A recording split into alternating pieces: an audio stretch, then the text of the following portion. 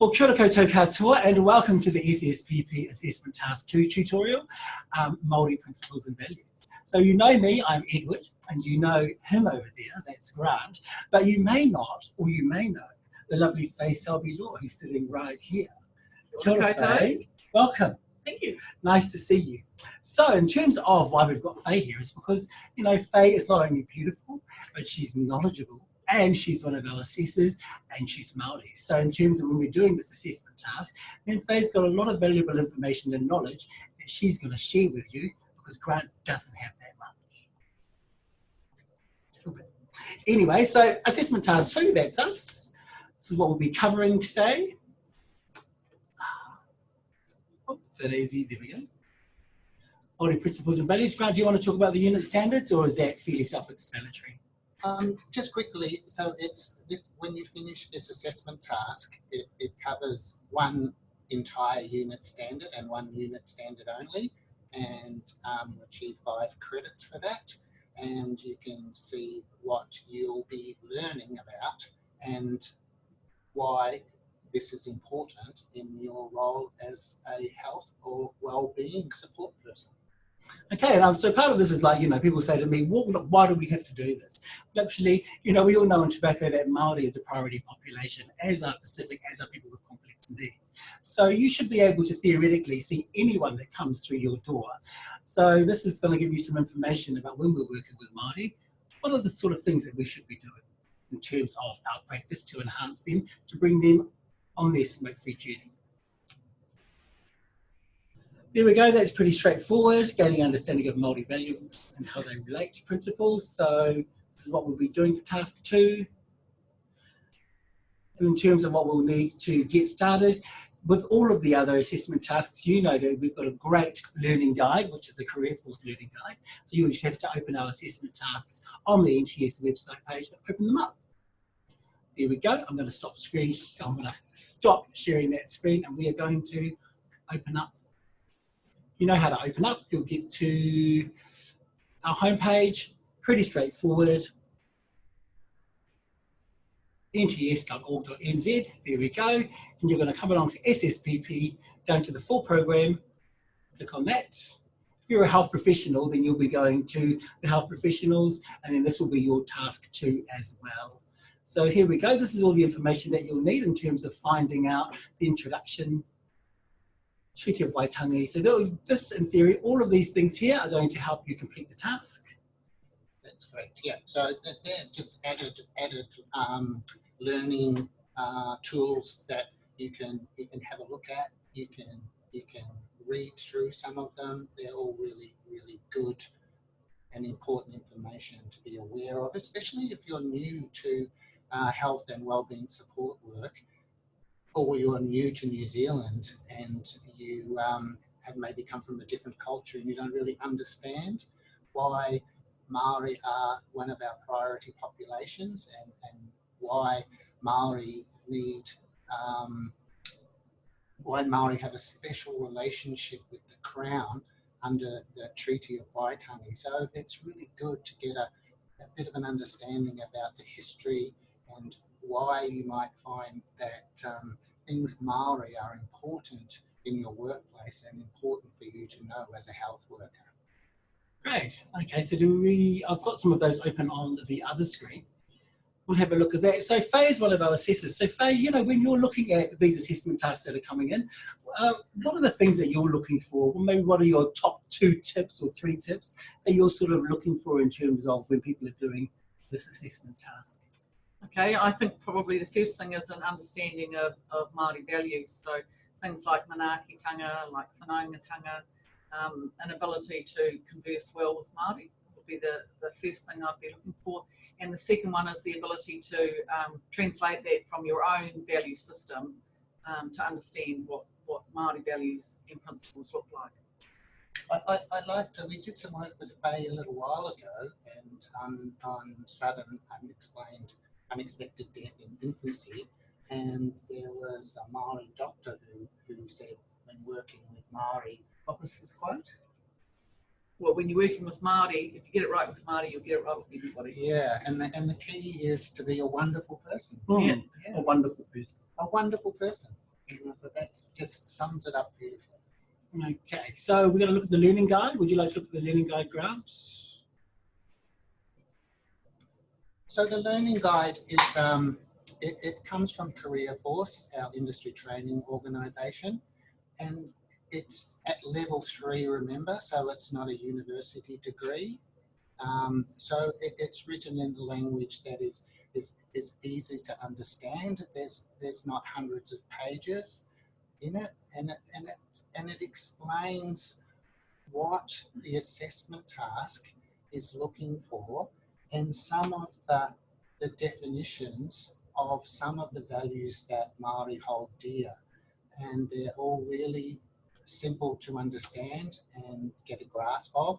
And you can, most of us do most of these things in our work every day, but we don't realise it.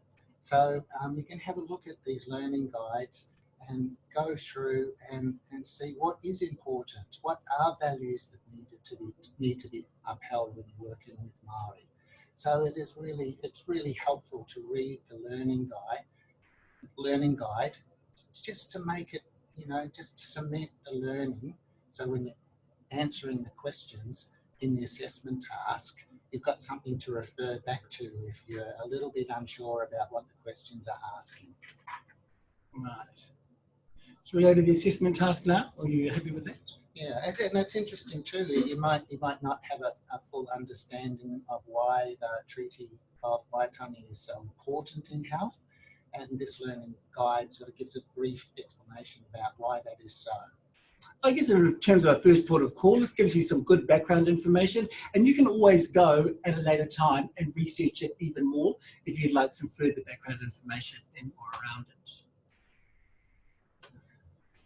Okay, so now we're going to go to the, here we go, back to our nts.org.nz. And what we'd like to do is, so you'll go to SSPP, you'll go down to the full program, which we've done, and here we go. Look, we're going to download the assessment task. So remember with the assessment task, it's a Word document, and you've got to save this. So you've got to save it. If you do some work on it, you need to save it somewhere, because we don't want you to sort of look for it at a later time and know that you haven't saved it anywhere. This is a Word document, so it's up to you to save it into your files, because this does not save automatically onto our website. I'm just going to open that up.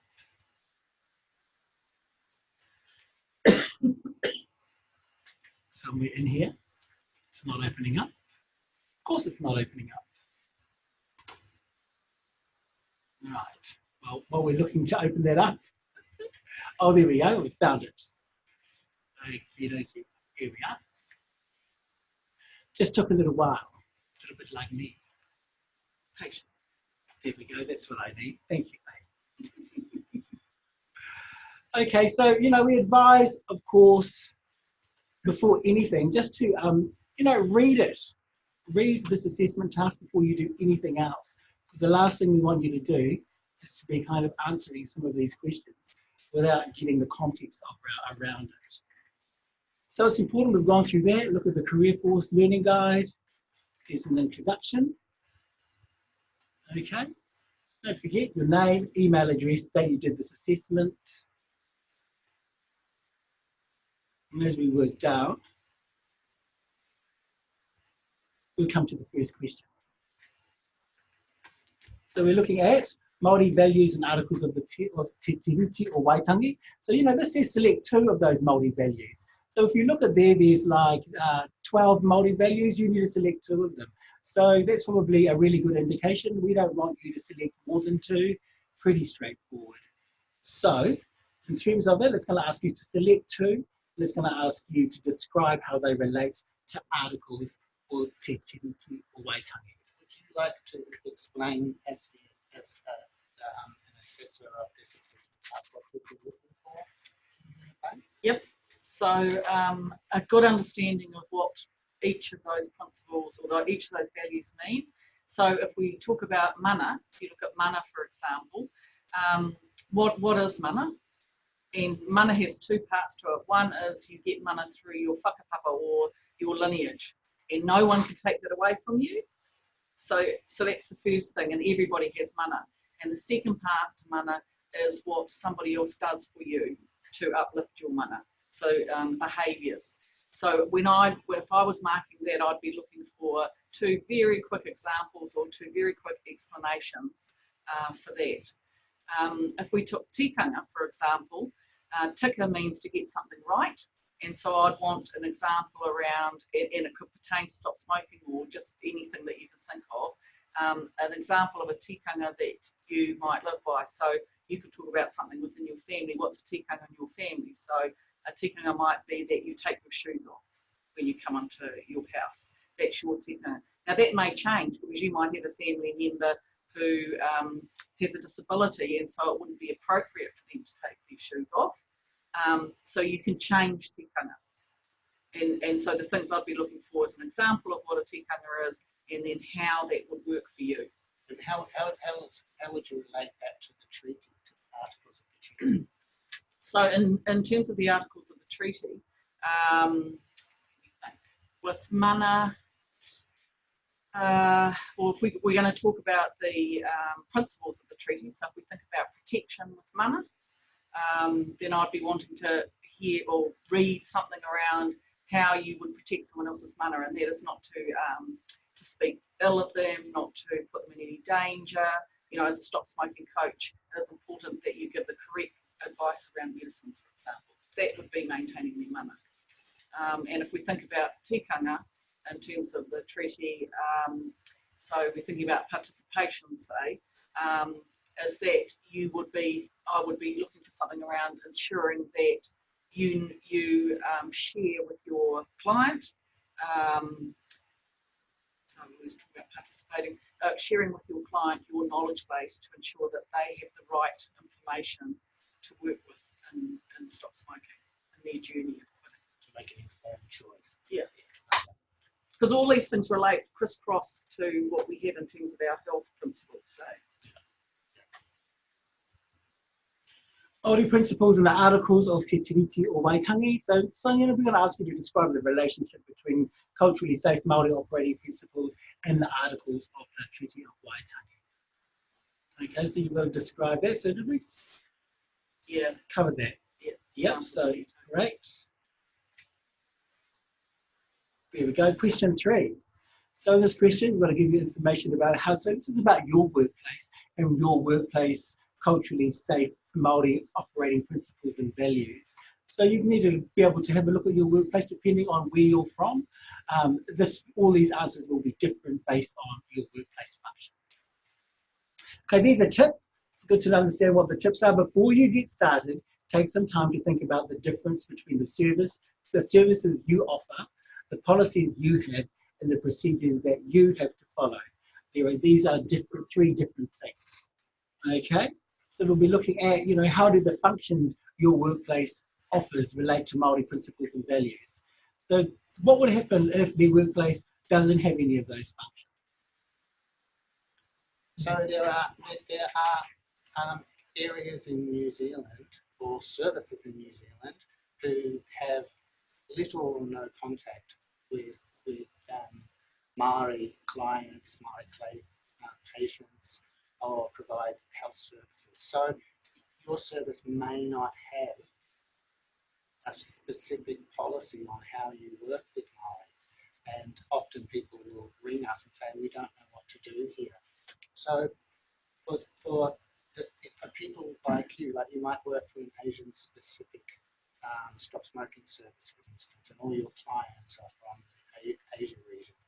So you would say, if we did have a policy around working in a culturally correct manner with Maori, this is what I believe it should consist of. Right? So you can put it like that. So if you do have policies and your organisation's approach to Maori, you need to pull those out, have a read of them, because I know a lot of people probably haven't done that in their workplace, and you can describe what you would do under the policy that your workplace has to ensure cultural safety of your Maori clients or patients. Right. Okay, thank you, Grant. So of course, when we go down through, you know, so that's question 3 in terms of 3A, B, and C. So, you know, how do policies your workplace? So same sort of thing. If you've got policies for Maori in your workplace, then you'll be able to see how they relate to principles and values. And if you don't, then you will be answering best practice if we were to. Yep. And remember too, if you get a little stuck on these questions, go back to the learning guide that we showed you earlier, and that will give you a step-by-step way to help you answer some of these if you are a little bit stuck, because some of the wording can be a little bit confusing. So what is the function of our workplace, for instance? You may not quite understand what they're asking. The learning guide will help you around these questions.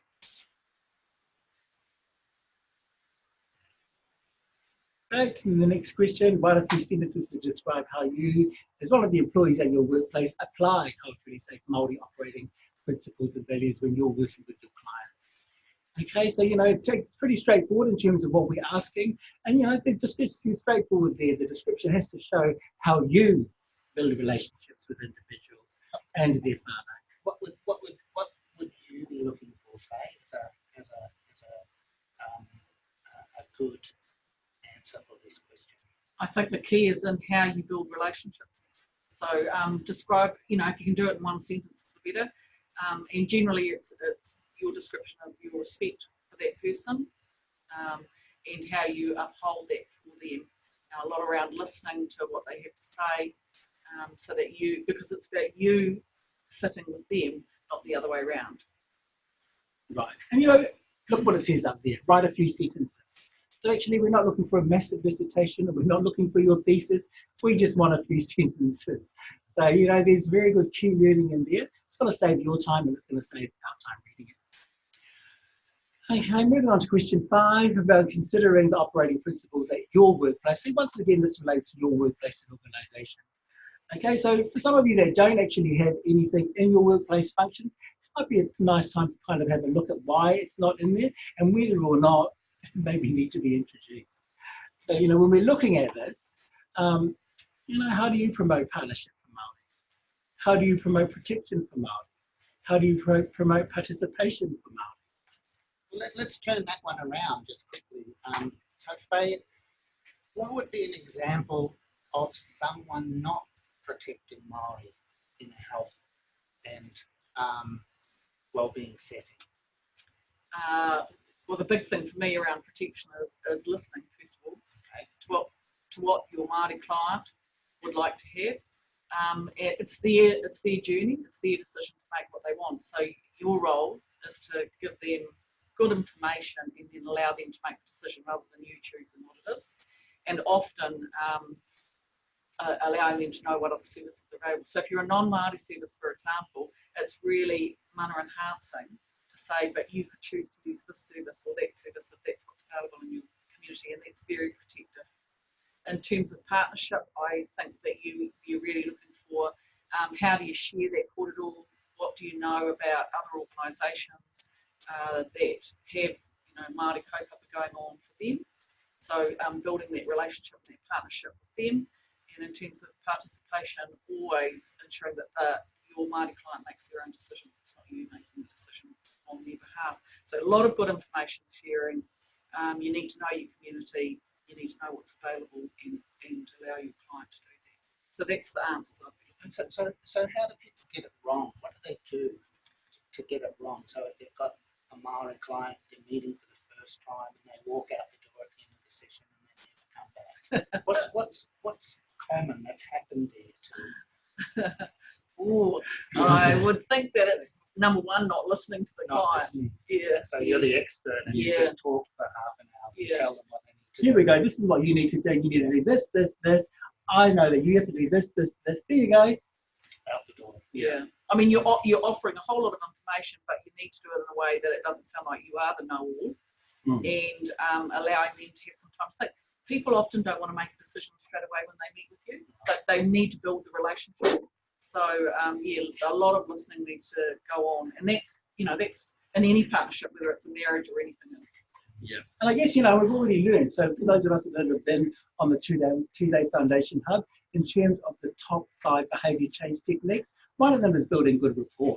So, you know, and actually that's at the top of the list. So in terms of building good rapport, you know, you need to be having to have that kōrero and that conversation. So actually you do a little bit of listening while they're sort of talking. And that way then it's going to, you know, enhance the manner of your relationship. Also, it gives you information about their journey so far that you can then repeat back to them. So, you know, actually, I heard that this is what you've been doing. Why didn't it work for you the first time? Okay, then let's have a look at that. So you know the things that you shouldn't be doing, you know, because you tripped up there before. That gives it an equal footing in terms of having your patient or your client being part of the solutions that are right for them. As being a wonderful person. Being a wonderful person. And also they will have the answer. Right. Our role as practitioners is to offer, there's a lot of information that we have, but actually they already have an answer. Absolutely. And so if you listen for the answer, I think you're much better off. As a result of using culturally safe Māori principles and considering Māori values, describe what you think the result is for your organisation. Okay, there is an impact on the services that you offer. Think about it and provide a few brief sentences. Yeah, I remember for one organisation I was working at where I used to start all my emails with kia ora and management complained that was inappropriate in the setting I was working in. How long ago was that? That was about 412 years ago, probably about 20 years ago. Right. You know, I think we've come a long way since then. Yeah. He means last century. Last century. Yes. It's not going to be like that anymore. Oh, there you go. So, you know, that's a good way of sort of looking at it. So actually, I mean, it's quite commonplace now, and I sort of use that all the time. A lot of emails that I get now often start with kia ora. So it's great to sort of, you know, when I'll go out shopping to the store, there'll be someone behind the counter, they'll say kia ora to me. When I still get a buzz out of that, especially when they're not Māori. Yeah. You know, shows us we've come a long way. We've still got a long way to go, but we've come a long way. I want to say something about this. I really love it when a manager, and I know it's not easy for the practitioner always to get this, but I love it when a manager writes comments on this section at any time, because I try and follow up with that, you know, putting a reply comment too. So really encourage your managers to participate in your learning. I think it's part of their responsibility, and that is partnership in practice. And if you're doing, you know, if that's being culturally appropriate in Aotearoa right now, your manager should participate in your learning. So encourage them not just to write their date and sign it, but say something about where they think you're at. Sure. And I guess, you know, we can offer support in that area too. So if any of your managers maybe feel uncomfortable, then actually just say, look, why don't you contact the guys at the NTS, and we'll be able to help them through that if they're feeling, you know, they might not never have done it before, and actually now's an opportunity for them to, okay, let's get this started. We can help them on that journey. And it's good that Faye pointed out too, it's about your learning. So that's what this is. It's an opportunity to learn, and the whole qualification is exactly that, an opportunity for people to learn and describe how they put their learning into practice. Right, okay, we've got some reference materials down here. You know, this makes for good reading. If you've read some of the learning guide, then this is just, again, and we'll put it into our document. So it makes sense to read all this, because actually it gives you a lot of the information that we've just been talking about in terms of answering those questions. Why is the Treaty of Waitangi so important in health in New Zealand? I think firstly because it's one of our founding documents. It's what makes us different to the rest of the world, in that we had a treaty between Maori as tangata whenua, so the first people of this land, and the rest, everybody else. So it's a really important principle in this country.